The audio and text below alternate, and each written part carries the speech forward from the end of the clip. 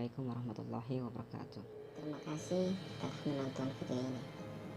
Pada kesempatan kali ini, video yang berdurasi kurang lebih, saya akan menjelaskan secara garis besar biografi dari Ibnu Rushd serta pemikirannya. Nah, untuk itu langsung saja kita masuk ke video. Oke, terima kasih. Langsung saja kita masuk dalam pembahasan, yaitu bicara mengenai Ibnu Rushd dan pemikirannya. Di sini saya akan menjelaskan secara ringkas dan mengambil poin-poin besar yang kemudian akan saya jelaskan. Untuk itu, ketika ada hal-hal yang kurang dalam penjelasan saya, bahkan salah, maka perlu sekali masukan dari setiap yang menonton demi kelengkapan dan kesempurnaan. Siapakah Ibnu Rushd? Mungkin kita semua mengenal nama tersebut, ataukah ada yang sampai saat ini belum mengenal Ibnu Rushd? Ibnu Rushd adalah salah satu ulama ternama yang kemudian sangat disegani di Spanyol. Nama aslinya adalah Abu Al-Walid Muhammad Ibnu Rushd. Ibnu Rushd sendiri merupakan sosok yang sangat berpengaruh di dunia barat, khususnya dalam filsafat barat. Ibnu Rushd berasal dari keluarga yang sangat religius dan keluarga yang sangat berilmu. Ayahnya adalah seorang hakim di Cordoba. Ayahnya pula ahli dalam dunia fikih atau hukum Islam. Bukan saja ayahnya, namun kakeknya juga adalah seorang ilmuwan yang besar pada masa itu. Ayahnya yaitu Ahmad ibnu Muhammad, sedangkan kakeknya Muhammad ibnu Ahmad. Kakeknya pernah menjadi seorang hakim agung di Spanyol, bahkan pernah menjadi imam besar di Masjid Cordoba. Ibnu Rushd setelah menempuh jenjang pendidikan yang lebih tinggi, banyak ilmu pengetahuan yang kemudian dilekuni, yang dipelajari, misalkan ilmu kalam, fikih, kemudian astronomi, dan setelah itu Ibnu Rushd sendiri memperdalam dan mendalami berbagai ilmu yang lainnya seperti filsafat, matematika, astronomi, kedokteran, fisika, logika, dan beberapa ilmu yang lainnya.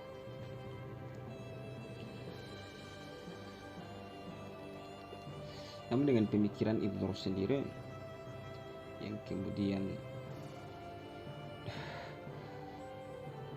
memberikan berbagai hal kontribusi yang sangat luar biasa, sehingga di kalangan barat dalam sejarah filsafat itu Ibnu Rushd sangat disegani dan sangat terpopuler, sehingga ada sapaan khusus untuk Ibnu Rushd itu sendiri, yaitu di kalangan barat menyebutnya sebagai Averroes.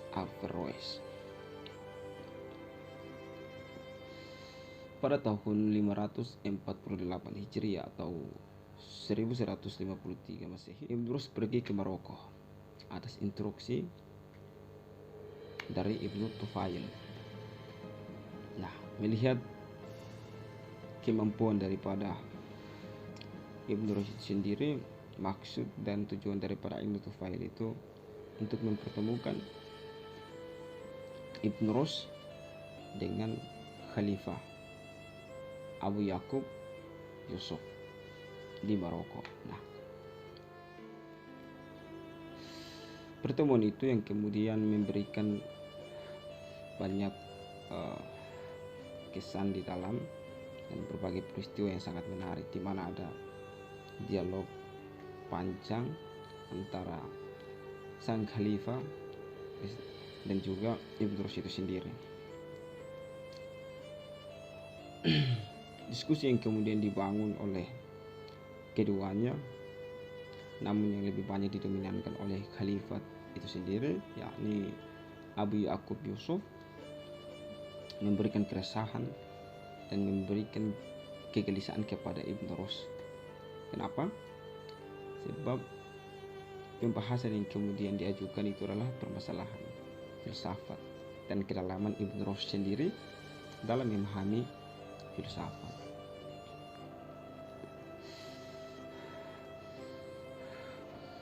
Ibn Rushd mengatakan bahwa itu sangat krusial dan sensitif ketika dibicarakan. Entah kenapa, tetapi pada dasarnya dalam pandangan cendekiawan dan beberapa filsuf yang lainnya memandang hal tersebut adalah hal yang sangat penuh dengan kontradiktif. Makanya dalam pandangannya Ibn Rushd, hal itu sangat sensitif untuk dibahas. Tetapi dugaan daripada Ibn Rushd terhadap Khalifah Abu Ya'qub Yusuf itu meleset, dalam artian bahwa Khalifah Abu Ya'qub Yusuf itu sendiri juga menjelaskan secara detail, secara sempurna terkait dengan pemikiran-pemikiran filsafat Plato dan Aristoteles. Nah, di situ dari keraguan daripada Ibn Rushd sendiri terhadap Khalifah Abu Ya'qub Yusuf itu hilang dengan sekejap. Nah, Khalifah Abu Ya'qub dengan fasih kemudian memperjelaskan pemikiran-pemikiran Aristoteles, pemikiran-pemikiran Plato, dan kemudian direspon dengan baik oleh Ibn Rushd sampai dengan Khalifah Abu Ya'qub Yusuf memberikan sebuah penawaran terhadap Ibn Rushd itu sendiri. Nah, penawaran itu adalah untuk menjadi qadi di Seville. Qadi itu seperti penerjemahan. Nah, karena maksud daripada Khalifah Abu Ya'qub Yusuf itu untuk bagaimana menerjemahkan pemikiran-pemikiran Aristoteles dan Plato dalam bahasa Latin, ya, pada saat itu. Nah, pada masa Khalifah Abu Ya'qub Yusuf, kedudukan Ibn Rushd sendiri sangat tinggi, bahkan disanjungi dan dihormati dari setiap kalangan pada masa itu. Namun pada tahun 1184 Masehi, Khalifah Abu Ya'qub Yusuf meninggal dunia dan digantikan oleh putranya Abu Yusuf ibnu Ya'qub Al-Mansur. Dalam kekhalifahan anaknya mulai muncul berbagai problematika, baik itu dari kalangan yang paling bawah dan kalangan yang paling atas. Artinya orang-orang yang kemudian mempunyai pemahaman yang paling rendah bahkan yang paling tinggi.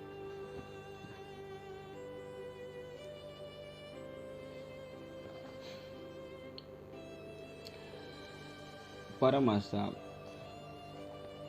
Khalifah Abu Yusuf ibnu Ya'qub, anak dari Abu ibnu Ya'qub Yusuf, itu kedudukan daripada Ibn Rushd itu mulai terganggu, sebab Khalifah Abu Yusuf ibnu Ya'qub Al-Mansur ini sendiri lebih mendekatkan diri dan lebih mendengar, yaitu berbagai hal yang kemudian disampaikan oleh ahli-ahli agama. Sedangkan ahli agama sangat fanatik dengan pemikiran Ibn Rushd. Nah, maka pada saat itu Ibn Rushd ia harus dihadapkan dengan pemuka-pemuka agama yang memiliki pandangan sempit dan punya kepentingan serta ambisi-ambisi tertentu. Dengan segala cara mereka memfitnah Ibnu Rushd.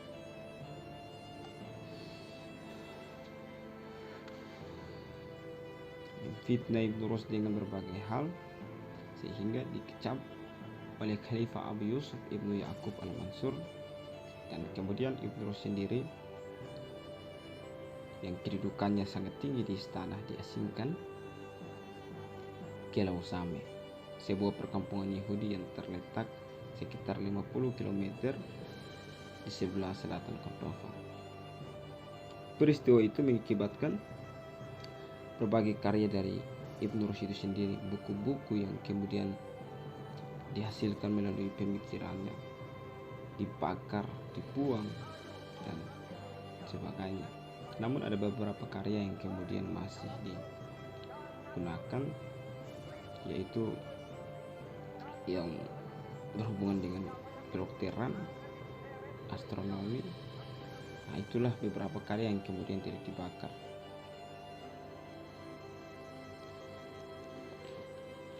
Masa keterpurukan daripada Ibnu Rushd itu sendiri mengakibatkan beberapa orang, bukan hanya Ibnu Rushd, misalkan Abdullah Ibnu Ibrahim, kemudian Abu Ja'far,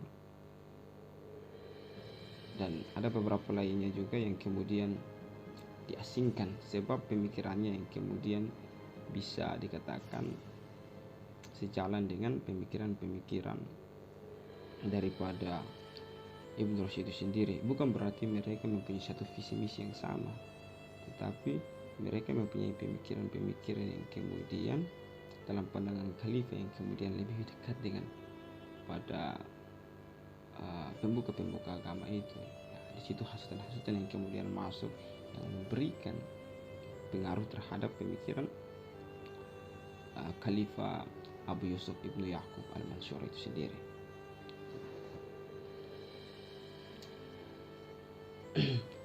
Ada salah satu filsuf ternama pada masa modern, yaitu Nurcholish. Dia mengemukakan bahwa hal sedemikian, yaitu di mana masa terpurukan daripada Ibnu Rushd itu terjadi akibat tokoh-tokoh agama yang biasanya memiliki hubungan emosional dengan masyarakat awam. Artinya bahwa khalifah melakukan ini karena adanya desakan dan keperluan untuk memobilisasi masyarakat, memobilisasi rakyat terhadap pemberontakan orang-orang Kristen. Tetapi di sini yang sangat menarik, yaitu di satu sisi bagaimana doktrin yang kemudian dibangun untuk pemberontak orang-orang Kristen di Spanyol, sikap anti kaum muslim Spanyol terhadap filsafat dan para filosof lebih keras daripada kaum muslim Maghribi atau Arab. Nah, hal tersebut menurut Nurcholish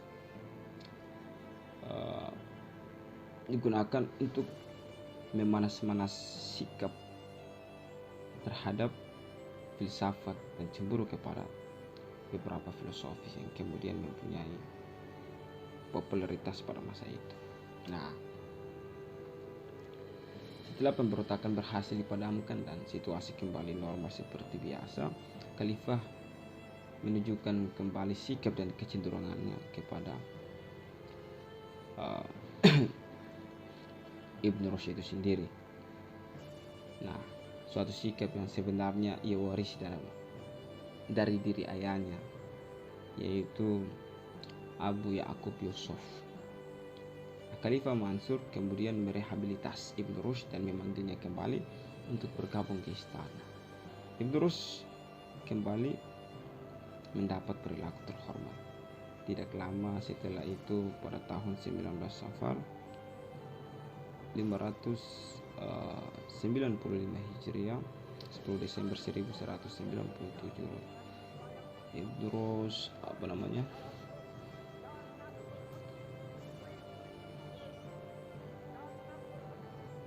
meninggal dunia di kota Marrakesh. Nah, di kota Marrakesh Ibn Rushd meninggal dunia, dan beberapa tahun setelah ia wafat jenazahnya dipindahkan ke kampung halaman kota. Oke, mungkin itu saja biografi singkat daripada Ibn Rushd. Kita masuk pada pemikirannya. Di sini saya ada mengambil beberapa pemikiran yang kemudian dikulas oleh Ibn Rushd, pandangannya yang kemudian secara ringkas saya akan jelaskan, yaitu pertama antara agama dengan filsafat, kemudian kedua metafisik atau metafisika, dan yang ketiga adalah moral. Nah, seperti apakah pandangan Ibn Rushd sendiri terkait hal tersebut? Langsung saja kita masuk. Sini kita akan membahas pertama itu mengenai agama dengan filsafat, antara agama dengan filsafat. Ibn Rushd memandang hal tersebut. Sebelumnya pada masa Ibn Rushd, atau kita sebut saja ya pada abad-abad pertengahan, itu sangat ramai perbincangan ya dari setiap kalangan, baik itu di filsuf Islam di bagian timur dan barat, bahkan pemikir-pemikir lainnya yang kemudian terjun bersama-sama untuk bagaimana berusaha mengklarifikasikan berbagai kontradiksi yang ada. Dari sini dalam konsepsi para mutakallimin dan para ilmu Islam yang lainnya, Islaman yang lainnya, mereka memandang serius bahwa filsafat ini adalah sebuah hal yang kemudian dapat mempengaruhi basic keilmuan mereka. Artinya bahwa filsafat ini tidak sepenuhnya benar dan tidak boleh untuk bagaimana kita menerima secara kafah atau secara keseluruhan. Mungkin kita bisa lihat dalam suatu kebijakan dari salah satu filsuf ternama pula, misalkan Imam Al-Ghazali. Nah, Imam Al-Ghazali ini juga adalah seorang filsuf yang mempunyai popularitas, tapi lebih mengarah kepada filsuf Islam bagian timur. Namun dalam karya-karyanya banyak yang kemudian menyinggung terkait dengan filsafat. Misalkan dalam salah satu karya yang kemudian berjudul Tahafut al-Falsifah. Nah, buku ini adalah buku kritikan terhadap para filsuf. Nah, Al-Ghazali kemudian memandang bahwa sampai kapanpun, artinya bahwa akal tidak bisa membenarkan tentang wahyu, karena akal dapat bagaimana memberikan kekeliruan terhadap suatu pengkajian terhadap suatu masalah. Nah, kebenaran itu dikembalikan melalui wahyu itu sendiri. Itu menurut Imam Al-Ghazali. Sehingga dalam buku tersebut Imam Al-Ghazali mengambil beberapa poin saja, misalkan di dalam filsafat ya, secara umum untuk bisa sama-sama mempelajari itu. Namun Ibn Rushd yang kemudian memang seorang yang selalu berjiwa kritis, sehingga hal-hal yang sederhana pun beliau mencoba untuk bagaimana meluruskannya. Karya yang kemudian dibalas untuk bagaimana mendobrak pemikiran-pemikiran yang menurut Ibn Rushd itu adalah suatu kesalahpahaman, yaitu munculnya buku Tahafut al-Tahafut, The Incoherence of the Incoherence. Nah, di sini Ibn Rushd memandang bahwa syara itu tidak bertentangan dengan filsafat, karena filsafat itu pada hakikatnya tidak lebih dari bernalar tentang alam empiris ini sebagai dalil adanya pencipta. Dalam hal ini syara pun telah mewajibkan orang untuk mempergunakan akalnya, seperti dalam Quran surat Al-A'raf ayat 185. Nah, Dalam Quran Al-A'raf ayat 185 menjelaskan bahwa Allah Subhanahu wa taala berfirman, apakah mereka tidak memikirkan dalam arti bahwa bernalar seperti yang jelas di dalam firman Allah, tidak memikirkan tentang kerajaan langit dan bumi dan segala sesuatu yang diciptakan oleh Allah Subhanahu wa taala. Nah, ada sebuah penegasan yang menurut Ibnu Rushd di dalam firman itu. Nah, kerajaan langit dan kerajaan bumi sesuatu yang melingkup tentang sesuatu keluasan kita dalam menjalankan kehidupan.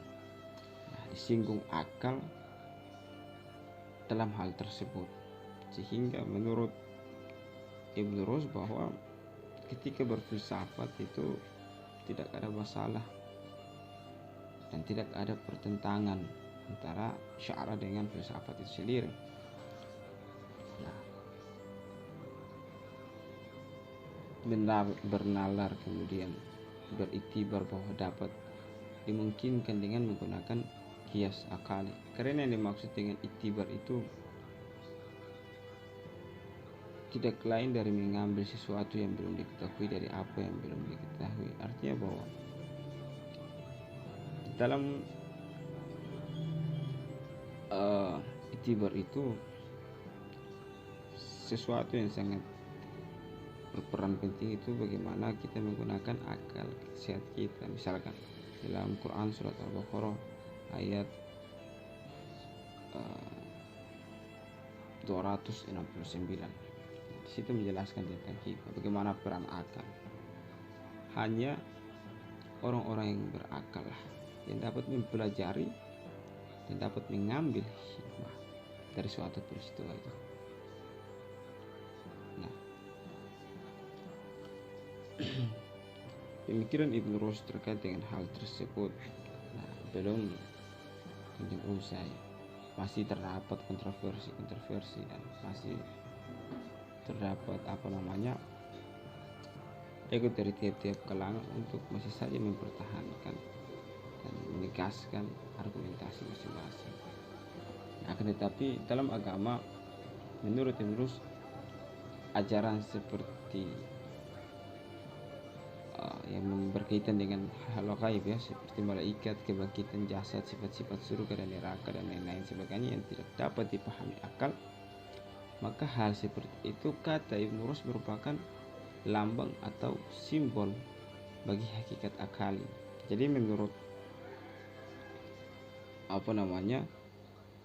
menurut Ibnu Rushd, ketidakcapaian akal untuk menelusuri dan mencangka sesuatu hal yang bersifat gaib, nah itu adalah puncak hakikat akal.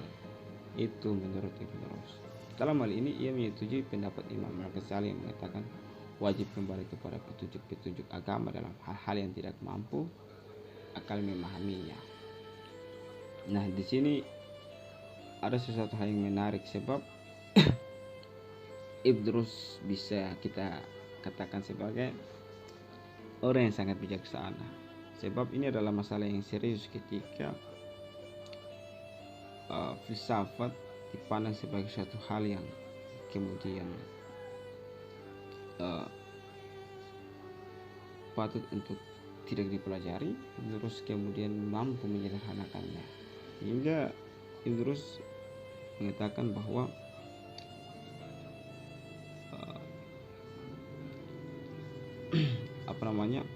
sesuatu yang kemudian berhubungan dengan hal-hal gaib itu adalah puncak daripada akal, hakikat atau simbol lambang daripada akal.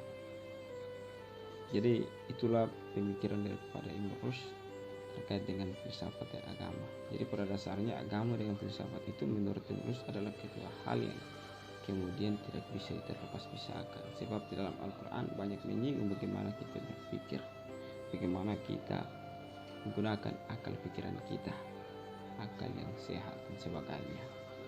Nah, masuk dalam pemikiran yang kedua, yaitu mengenai metafisika. Dalam masalah ketuhanan, Ibnu Rushd berpendapat bahwa Allah adalah penggerak pertama, muharik al-awal muharrik al-awaliyah. Sifat positif yang diberikan oleh Allah adalah akal. Wujud adalah Allah esanya. Nah, wujud adalah Allah esanya wujud, dan keesaannya tidak berbeda dengan zatnya. Itu pada umumnya. Dalam pembuktian adanya Tuhan sendiri, golongan Hayawiyah, Sufiyah, dan Mu'tazilah, bahkan Asy'ariyah dan Falasifah, masing-masing golongan tersebut mempunyai pendapat yang berbeda-beda satu sama lain dengan menggunakan takwil dalam mengartikan kata syariah.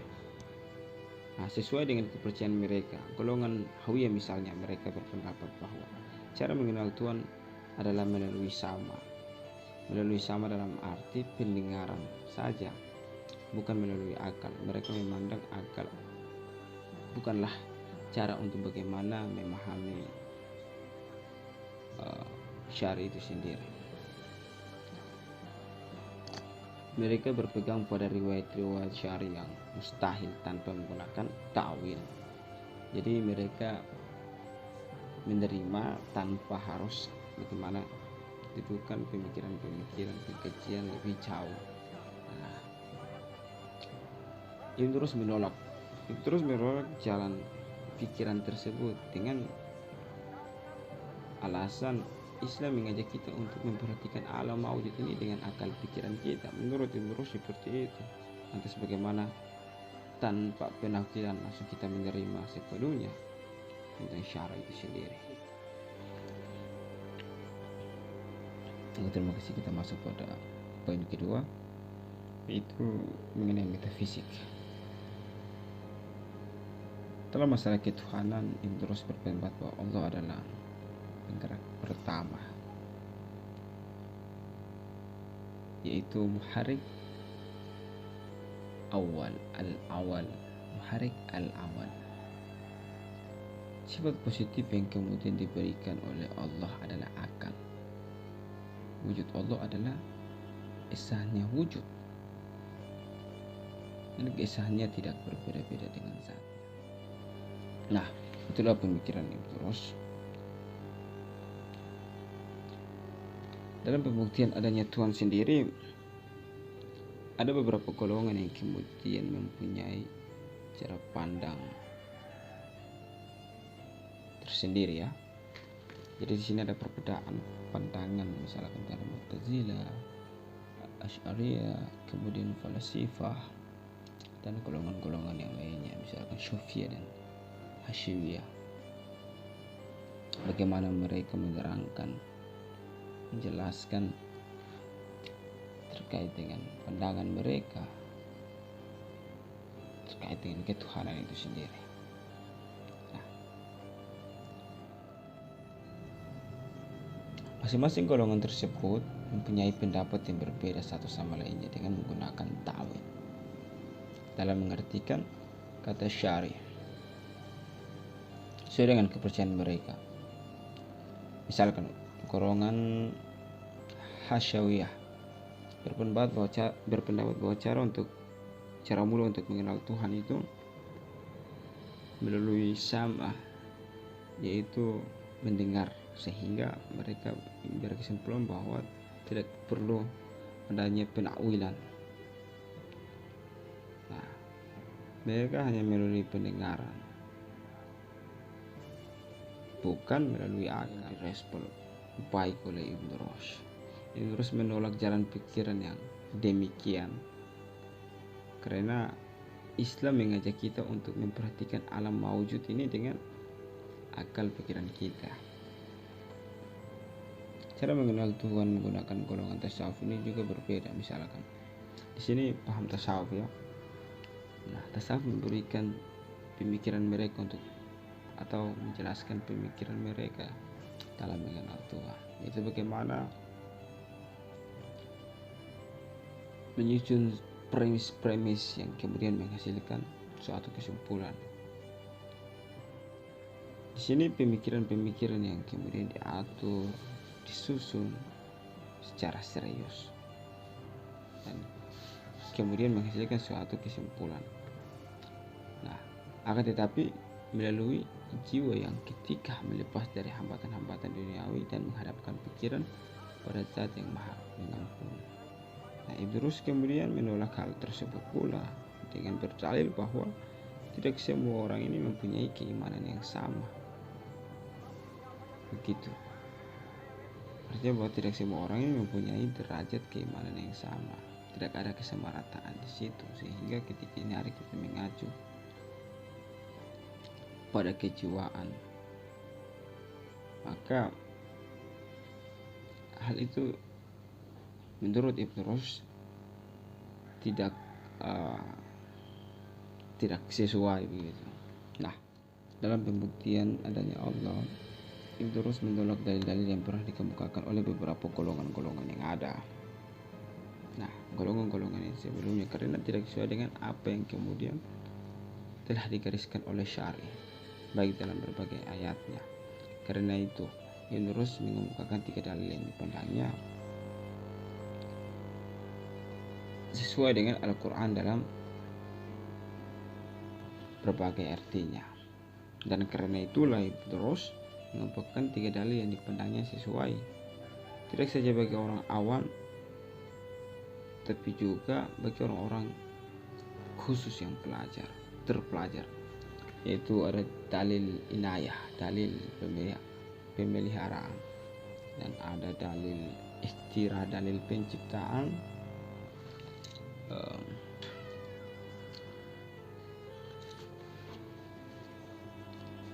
dan kemudian ada dalil gerak.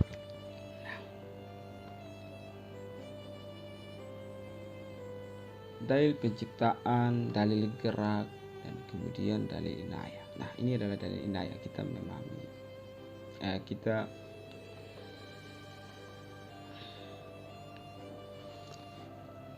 Nah, dalil inayah yang kemudian dimaksudkan oleh Ibn Rushd ini adalah dalil ini berpijak pada tujuan segala sesuatu dalam kaitannya dengan manusia. Artinya, segala yang ada ini, mulai dari siang, malam, matahari, kemudian dan sebagainya, bulan, bintang, memang dijadikan untuk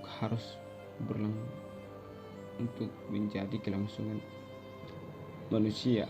Pertama, segala yang ada ini sesuai dengan kehidupan manusia, dan kedua, kesesuaian ini bukanlah terjadi secara kebetulan, tapi memang sengaja diciptakan dan dipelihara demikian oleh Sang Pencipta bijaksana. Nah, kemudian itu adalah dalil inayah, dalil pemeliharaan. Maka di situ tadi Ibn Rushd menyinggung terkait dengan bulan, kemudian malam, siang, dan sebagainya. Kemudian dalil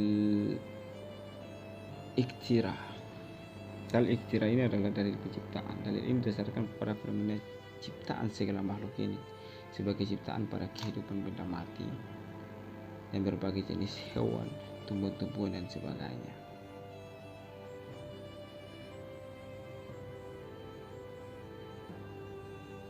Menurut Ibn Rushd, jika mati benda mati lalu terjadi kehidupan padanya sehingga yakin adanya Allah yang menciptakannya. Demikianlah juga berbagai bintang dan falak di angkasa tunduk seluruhnya kepada ketentuannya, yaitu ketentuan Allah Subhanahu wa Ta'ala. Karena itu, siapa saja yang ingin mengetahui Allah dengan sederhana atau dengan sebenarnya, maka ia wajib mengetahui hakikat segala sesuatu di alam ini agar ia dapat mengetahui ciptaan hakiki pada suatu realitas ini. Ya, menurut untuk dia bisa lebih memahami Tuhan itu seperti apa, dia harus memahami dan mengetahui hakikat segala sesuatu yang ada di alam ini. Nah, sehingga dia mengetahui setiap prioritas dan dia akan mengetahui Tuhan dalam konteks penciptaan. Nah, kemudian dalil gerak. Dalil gerak berasal dari Aristoteles dan Ibn Rushd memandangnya sebagai dalil yang meyakinkan tentang adanya Allah Subhanahu wa taala seperti yang digunakan oleh Aristoteles sebelumnya. Karena dalil ini menjelaskan bahwa gerak ini tidak tetap dalam suatu keadaan, tetapi selalu berubah-ubah. Ini menurut Aristoteles bahwa gerak ini dia tidak menetap, dia selalu berubah-ubah. Gerakan tersebut menunjukkan adanya penggerak pertama yang tidak bergerak dan bukan benda. Jadi dari gerak-gerak yang kemudian tidak menetap keadaannya, nah di situ ada gerak utama yang kemudian ada yang kemudian tidak bergerak dan bukan benda. Itu menurut Aristoteles dan diyakini sebagai Allah Subhanahu wa taala, yaitu Tuhan yang Maha Esa. Dalil pertama dan dalil kedua disepakati oleh semua pihak karena ada kesinambungan dan korelasi dengan dalil yang berada dalam Al-Quran itu sendiri. Namun dalil ketiga ini ditolak. Nah, karena mereka memang dalil ini dicetuskan oleh Aristoteles yang kemudian dipengaruhi oleh Ibnu Sina, Al-Farabi dan Ibnu Rushd sendiri. Nah, kita masuk dalam poin ketiga, yaitu moral. Ibnu Rushd membenarkan pemikiran Plato mengenai manusia, bahwa manusia ini adalah makhluk sosial yang membutuhkan satu sama lain atau membutuhkan kerjasama untuk memenuhi keperluan dan kelangsungan hidup untuk mencapai suatu kebahagiaan. Dalam mencapai kebahagiaan yang merupakan tujuan akhir dari semua manusia, diperlukan bantuan agama untuk bagaimana meletakkan dasar-dasar keutamaan akhlak secara praktis, dan juga bantuan filsafat menurutnya. Nah, bantuan filsafat untuk bagaimana yang tadinya agama itu meletakkan dasar-dasar keutamaan akhlak secara praktis, dari sini filsafat hadir untuk meletakkan secara teoritis. Nah, untuk itu menurut Ibnu Rushd diperlukan kemampuan antara filsafat dengan agama di situ untuk mendapatkan sesuatu yang kemudian kita katakan sebagai akal yang sehat. Nah, kemudian Ibnu Rushd merupakan filsuf yang kemudian lebih mendominasi rasionalitas, sesuatu yang bersifat rasional yang kemudian mempercayai kekuatan akal dan menggunakannya sebagai suatu alat yang mencari kebenaran di samping wahyu. Namun bukan berarti kebenaran liar seperti averroisme. Averroisme ini adalah paham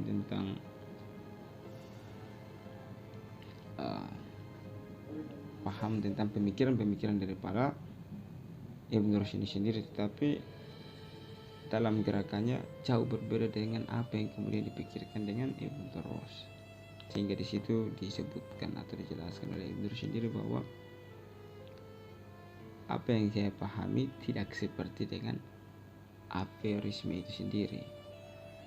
Nah, sebab averroisme ini menolak sepenuhnya sesuatu yang bersumber dengan wahyu. Mereka lebih menjunjung tinggi akal itu sebagai suatu hal atau instrumen untuk mencari suatu kebenaran yang pasti. Nah, berdasarkan hal itu, menurut Ibnu Rushd, rasional yang kemudian dimiliki oleh Ibnu Rushd itu sepenuhnya tidak bertentangan dengan Al-Quran, bahkan dijelaskan secara keseluruhan oleh Al-Quran dan Al-Hadis. Nah, dari ajaran averroisme tersebut kemudian membuat gerakan dan sehingga tersitu mempengaruhi beberapa kalangan, sampai-sampai ada yang kemudian memandang bahwa tidaklah manusia membutuhkan agama dan menjadi ateis. Nah, jadi ateis itulah beberapa pemikiran Ibnu Rushd itu mengenai filsafat dan agama, kemudian moral dan bahkan metafisik. Sesederhananya itu yang mungkin bisa saya sampaikan. Mungkin sampai di sini. Kurang lebihnya saya mohon maaf jika terdapat kesalahan-kesalahan yang saya uraikan. Saya mohon untuk diluruskan, dan sebaliknya mohon maaf ketika ini hari tidak begitu sempurna penjelasan saya, karena memang sudah dari awal saya sudah menyebutkan bahwa dalam video ini saya akan menjelaskan sesederhana mungkin dan saya ringkasi artinya hal yang menurut saya penting untuk saya bahas. Sekian, wallahumma fiq ila aqwamit thoriq, wabillahi taufiq wal hidayah, billahi fi sabilillah fastabiqul khairat. Wassalamualaikum warahmatullahi wabarakatuh.